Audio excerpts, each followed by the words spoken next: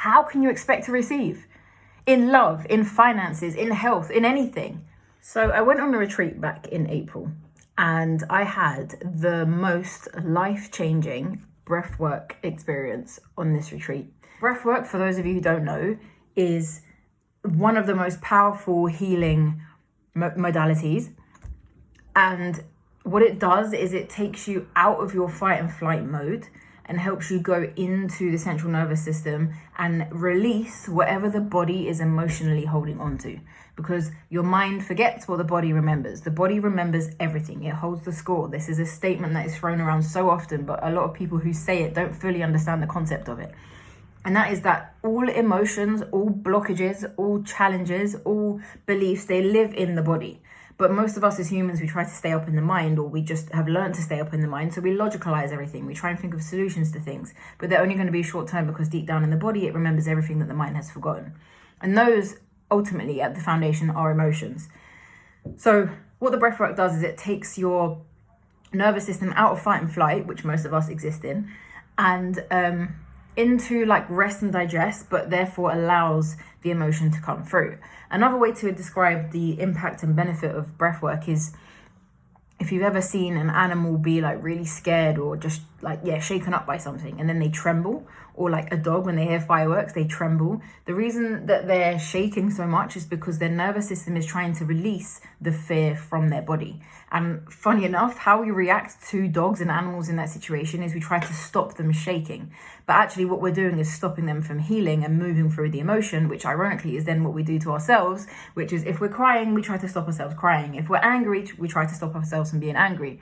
But in stopping the symptom or the emotion of it and the physical manifestation of that emotion, we then stop the healing, because what you don't feel, you don't heal. So when an animal is in that state, what they're doing, their nervous system is shaking free and releasing the emotion from their body in order for them to move on. However, as humans, because we have consciousness, we, like I said, suppress those emotions, suppress the physical manifestation of those emotions, and therefore suppress them down into the body, and the body holds the score. So the mind forgets, thinks it's okay, but deep down inside, that emotion hasn't been processed and is still holding in the body, in the nervous system. So breathwork allows you to go into a state to release that. Much like an animal when it shakes, the breathwork allows you to go into that state to release in whatever way the physical body needs. It may not always be shaking. It may be emotion. It may be shouting. It may be whatever. So now that you know a little bit about it, I'm going to explain what the fuck happened on my experience. So I'd had very powerful sessions before, but this one was just another level. So started off, we were doing a breath technique called the holotropic breath. And it was like deep into the stomach and chest and out. And so you start with that for a while. And the first thing I noticed was just my whole body was clenching. Like my fists, I literally couldn't open them. And we were breathing through the mouth, but I couldn't open my mouth. So I had to continue the breath through my nose. And I was trying to force my mouth open, but it just wasn't opening. So I just continued through the nose. And then what it felt like was as a child, when you like want to put your foot down or you want to really resist something, that's what my body was doing. It was like, no, I'm not doing it. That's almost like what my body was trying to communicate. I'm not doing this. And actually that is what the mind will do, is when you're going into heavy emotion, the mind will go, no, we're not going there. Survival, don't feel this. But you need to feel it in order to progress, but also in order to not keep replicating that same scenario in your life that caused that emotion. So yeah, that was the first thing. And then I had the most like excruciating pain in my right hand. And I was like, this is so fucking random. But I wasn't really logicalizing it either. I was kind of just like, what the fuck's going on? And it was so bad. It literally felt like something had heavily dropped on my hand and broken my bones. It was horrible. And then all I just kept doing was like putting my left hand over my hand. And again, none of this was logical. It was all just, I was letting the body speak. And actually, funny enough, before we went into the session, we set intentions. And my intention was to not have an intention and just see what the body was still holding on to. So I just let the body do its thing. Had my left hand over my right and kept just holding it up to my chest. And then all of a sudden, and I know this sounds like really extreme, especially if you've not done breathwork before, you don't understand all of this. But fucking hell, I suddenly downloaded this image of all the pain of all the males generationally before me had carried. And so I saw my dad, I saw my brother, I saw my granddads, both. I literally just saw them all at once, but it was like the pain was dripping off their face. Not like blood or tears or anything like that. It was just like pain itself was dripping. And it was like their face was like, I can't fuck it. Like, it was as if their face was saying, I can't take this anymore. And it was at that point that I released the biggest, like, expressive cry I've ever expressed. And it was just non-stop. It just kept going and going and going. And it was like, oh my God, in this moment, I am feeling all of the men's before me pain. And then I realized it all made sense, that the right hand of your body represents the masculine and the left hand side of your body represents the feminine. So there was no fucking surprise that the pain in my right hand side was in my right hand side. It was replicating all the fucking pain I'd carried as the males had come before me and not processed their trauma. And obviously, gestationally, it comes down into the next generation or the person who's meant to feel it. I had always known I was the cycle breaker. I know that the generations had been waiting for someone like me to process it. And I'm not saying someone like me in an egotistical way. I'm saying pain demands to be felt. And at some point, someone is going to have to feel it. And that was me. And I knew it was me because of all the experiences and like the self-work and stuff I'd done before. But in this moment of the breath work, I was like, fuck. I'm not only feeling my pain, I'm feeling every fucking one else's pain before me. Every one of them.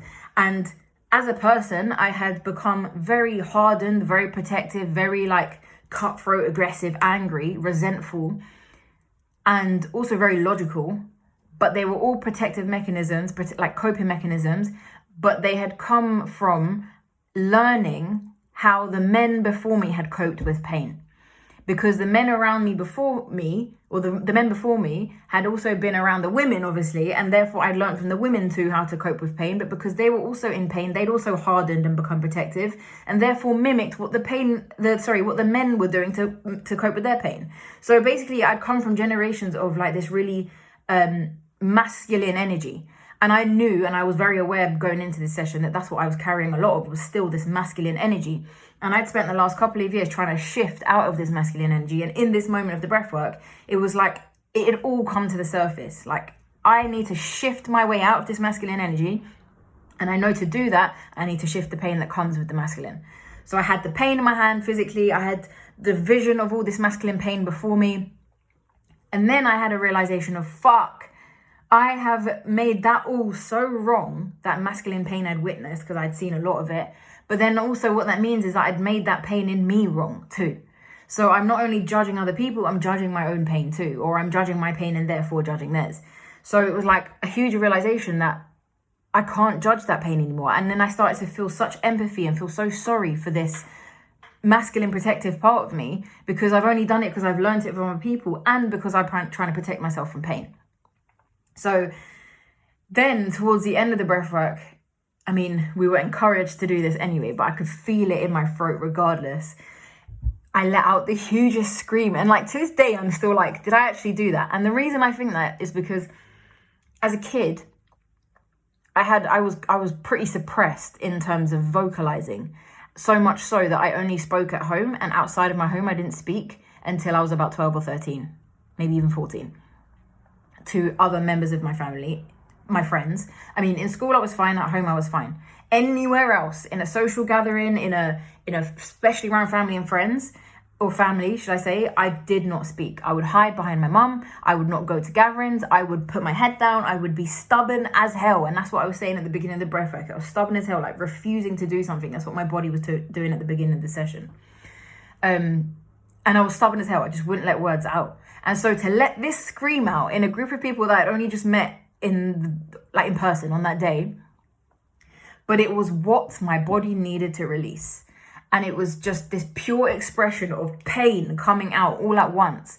And then as I released that pain, the pain in my hand started to go away the more I was releasing. And then also I felt like this feminine energy like creeping in, because what I'd noticed is I'd never witnessed a soft feminine energy. But as I released that masculine pain, it was like the feminine energy was slowly coming into my body anyway. So it was like this pure divine connection of First of all, what the feminine can actually do for the masculine when it's in pain instead of judging it, and vice versa, what the masculine can then hold for a feminine when it sees that it's there to support it. And it wasn't only a representation of what's beautiful from masculine and feminine like energies and relationships, but also the masculine and feminine within yourself.